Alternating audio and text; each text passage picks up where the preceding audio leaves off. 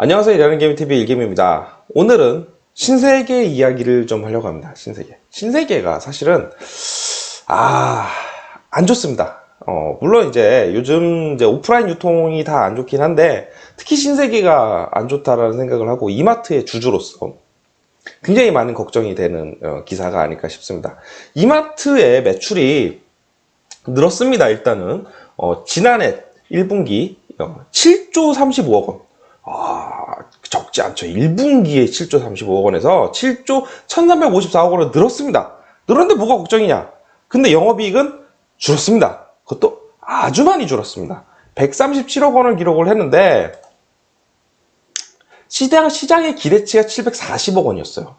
작년에 얼마 했냐면 작년에 34억 원 했습니다. 그래서 매출이 늘어나니까 당연히 시장에서도 이거보다 많이 이제 영업이익이 나겠지라고 생각을 했는데 줄었죠. 많이 줄었습니다. 137억 원을 기록을 했고 이유는 여러 가지가 있습니다. 그리고 이게 이제 11일날 발표될 건데 11일날 주가가 아주 박살났죠. 저도 이제 정말 깜짝 놀랐습니다. 야, 이렇게까지 떨어진다고? 아니 그래도 안 좋고 어느 정도 예상했지 않나라는 생각을 하면서 이렇게까지는 좀 너무 심하지 않다라는 생각을 했는데 어쨌든 11일날 주가가 박살이 났고 이유는 여러 가지가 있습니다. 물론 이제 가장 큰 거는 이제 오프라인 할인점의 이제 부진이었고요. 뭐 원인은 여러 가지가 있는데 가장 큰 거는 역시 고금리 고물가로 소비 침체. 저는 이거보다는 이제 오프라인의 그 매출이 온라인으로 많이 이동한 특히 쿠팡이 많이 컸죠. 제일 더 크지 않나라고 개인적으로 생각을 합니다. 생각을 하고 또 공휴일 수 감소했고 공휴일이 많아야 마트에 많이 가죠. 그리고 점포 리뉴얼도 했대요. 점포 리뉴얼을 하는데 이거보다는 그래도 특히 팬데믹 이후로 많이 온라인으로 넘어갔기 때문에 이게 제일 크지 않나라고 개인적으로 생각을 합니다. 그 다음에 사실은 이마트에 제가 주주가 된 이유 중에 하나 제일 큰 건 이거였어요. SCK 컴퍼니가 있습니다. 뭐냐면 스타벅스 코리아의 운영사죠. 스타벅스가 이마트 거잖아요. 그래서 스타벅스를 보고 사실은 이제 이마트 주식을 샀는데 믿었던 스타벅스마저 영업이익이 줄었죠. 물론 매출은 늘었습니다. 매출은 늘었는데 환율 상승으로 원가 부담. 커피도 다 사와야 되고요. 스타벅스 브랜드가 이제 외국계다 보니까 이제 환율에 대한 굉장히 부담스럽죠. 로열티를 지불한다든지 뭔가 할 때 많이 비용이 늘었기 때문에 영업이익이 줄어들었다라고 할 때 이거는 환율 이슈는 이제 약간 단기적인 이슈라고 생각을 하기 때문에 요거는 사실 크게 걱정은 안 합니다. 크게 걱정은 안 하고 그리고 나서 이제 쓱닷컴 하고 지마켓이 온라인 부분이 있는데 지마켓 인수했죠? 모두 아시죠? 했는데 이분들도 이제 적자폭이 많이 줄었어요. 적자폭이 줄었긴 한데 그래도 아직 적자다 라는 부분이 이제 이마트 부분의 문제였고요. 신세계 쪽으로 넘어가면 백화점 매출이 늘기는 했습니다. 매출이 증가를 했음에도 불구하고 명품 매출이 7%밖에 안 늘었다. 그래도 늘었으면 된 거 아니야? 라고 생각하시는 분들이 있겠지만 작년에 말이 많았죠. 명품 매출이 엄청 늘었습니다. 엄청 늘다 보니까 이제 성과급도 줘야 되고 사실은 이제 그런 비용들이 반영이 되는데 매출 7% 오른 걸로는 이 비용들이 이제 상쇄가 안 된다라는 거죠. 그래서 명품 쪽도 이제 힘을 못 썼다라는 게 큰 문제고 사실 더 큰 문제들이 있습니다. 신세계 인터내셔널이 이제 패션 쪽인데 이제 제가 사실은 이해 못하는 산업 중에 하나가 이 패션 부분이기는 한데 셀린느라는 브랜드가 있대요. 사실은 이제 저도 처음 들었어요. 이런 말씀 드리면 셀린느, 야 너 그 유명한 걸 몰라라고 말씀하시는 분들이 있겠지만 저는 이제 이 쪽은 진짜 하나도 모르기 때문에 셀린느 이제 모르시는 분들을 위해 보여드리면 이런 거랍니다. 가방이 진짜 이거 완전 천으로 만든 가방이거든요. 이게 이제 250만 원이고 이 뒤쪽으로 더 있는데 이제 가죽으로 만든 건 막 500만 원이 넘는 나름 명품 브랜드인가 봐요. 이제 이런 것들이 있는데 얘가 이제 신세계 인터내셔널이 들여와서 판매를 했던 그런 브랜드인데 직접 하겠답니다. 직접 자기네가 이제 직접 하겠다고. 그 다음에 이제 OTB라고 그래서 글로벌 패션 기업이래요. 얘네도 이제 뭐 메종 마르지엘라, 뭐 질샌드 이런 브랜드들을 갖고 있는 저도 죄송합니다. 하도 모르는 브랜드예요.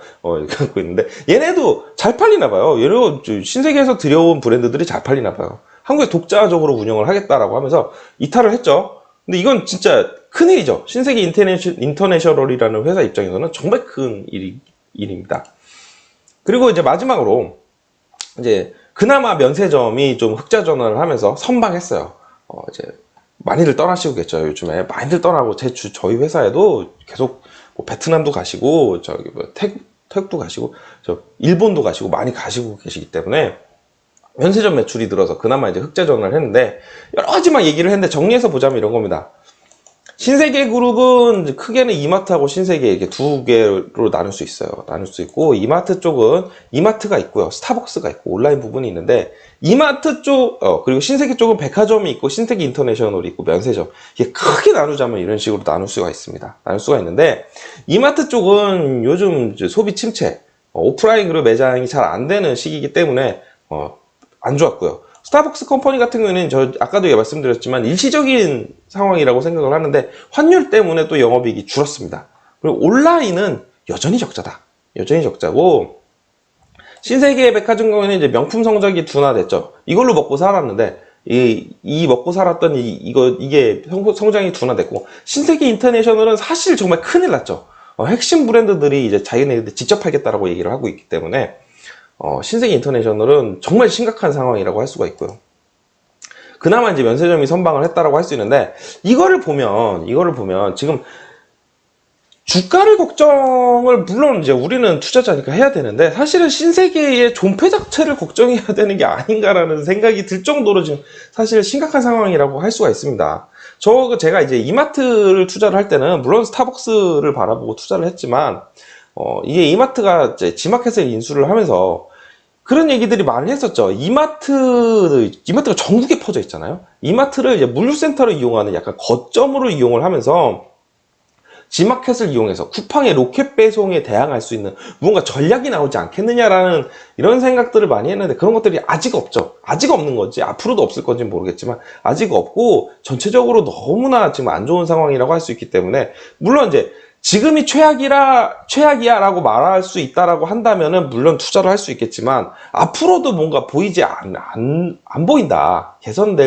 상황이 개선될 것 같지가 않다라는 지금 상황이고, 신세계 쪽에서도 물론 자구책을 내놨는데, 자구책이 이겁니다. 오프라인 경쟁력이라는 거예요. 오프라인 경쟁력을 높이겠다. 그러면서 이제 이마트를 리뉴얼을 하기 시작했고, 그리고 스타벅스도 여러 가지 좀 매장을 늘리겠다라고 하고 있는데, 이게 보시면 이게 지금 신세계에서 지금 리뉴얼 한 겁니다. 쓱 랜더스라는 이제 야구팀이 굉장히 좀 선방을 하고 있기 때문에 그들을 중심으로 한 뭔가 매장 홍보를 하고 있고요. 행사도 많이 하고 있대요. 채소를 직접 키워서 파는 스마트팜, 참치 해체쇼, 치킨 로봇 등 다양한 볼거리를 이제 보여주고, 이것만 보면 저도 한번 가서 보고 싶다라는 생각이 드는 행사들이기는 한데, 어쨌든 오프라인에 힘을 싣고 있고, 그 다음에 이제 또 한 가지 전략으로는 통합 멤버스를 출시를 하겠다. 신세계 유니버스 클럽이라는 걸 만드는데, 기존에도 이제 지마켓 스마일 클럽이라는 게 있겠죠. 이것들을 이제 이마트 쪽하고 합치면서 뭔가 이제 다양한 혜택을 누릴 수 있는 이제 멤버십 서비스를 만들겠다라고 얘기를 하는데, 저 아까도 말씀드렸지만, 요즘 같은 시장에서 오프라인 경쟁력을 강화하는 게 맞나? 제가 기대했던 거는 사실은 이마트를 거점으로 한 지마켓의 전략이죠. 그래서 뭔가 로켓 배송에 대항할 수 있는 뭔가가 나오기를 기대를 했는데, 이거 이마트를 계속 유지를 해도 되나라는 생각을 하게 되는 전략이에요. 물론 이제 한 주밖에 안 들고 있는 죄송합니다. 한 주밖에 안 들고 있는 놈이 뭐 이렇게 말이 많어라고 할 수 있겠지만, 저는 사실 계속 늘려갈 생각이었어요. 이 삼성전자랑 LG 디스플레이를 이제 차익 실현을 하게 되면, 이제 네이버랑, 그 다음 이제 저희가 장기 투자할 종목으로 네이버랑 이마트를 사실 눈여겨보고 있는 상황이었기 때문에, 근데 이 이마트를 계속 이제 추가 매수가 사실 겁나는 지금 상황이라고 할 수 있겠고, 앞으로 제가 아까 말씀드렸던 그런 전략이 나오기 전까지 이마트 추가 매수는 좀 힘들지 않나, 네이버에 좀 더 집중을 해야 되지 않나, 라는 생각이 드는 그런 기사였다고 할 수가 있겠습니다. 굳이, 애널리스트 분들께서 많이 이제 보고서를 내잖아요? 그런 걸로 치면 중립 의견 쪽을 내야 되지 않나라는 생각을 하면서, 이마트를 투자하시는 분들께는 굉장히 죄송하지만, 저와 함께 손절을 함께 가야 되지 않나. 죄송합니다. 뭔가 좀 좋은 기업 소식 들고 오면서 뭐 같이 매수해봅시다! 뭐 이런 얘기 하고 싶은데, 제가 아무래도 기사를 보다 보면 제가 들고 있는 종목에 대한 기사가 자꾸 눈에 띕니다. 눈에 띄기 때문에, 심한 친세계 가져왔고요. 영상을 보시고 도움이 되셨다고 생각하면 구독과 좋아요 꼭 좀 부탁드립니다. 감사합니다.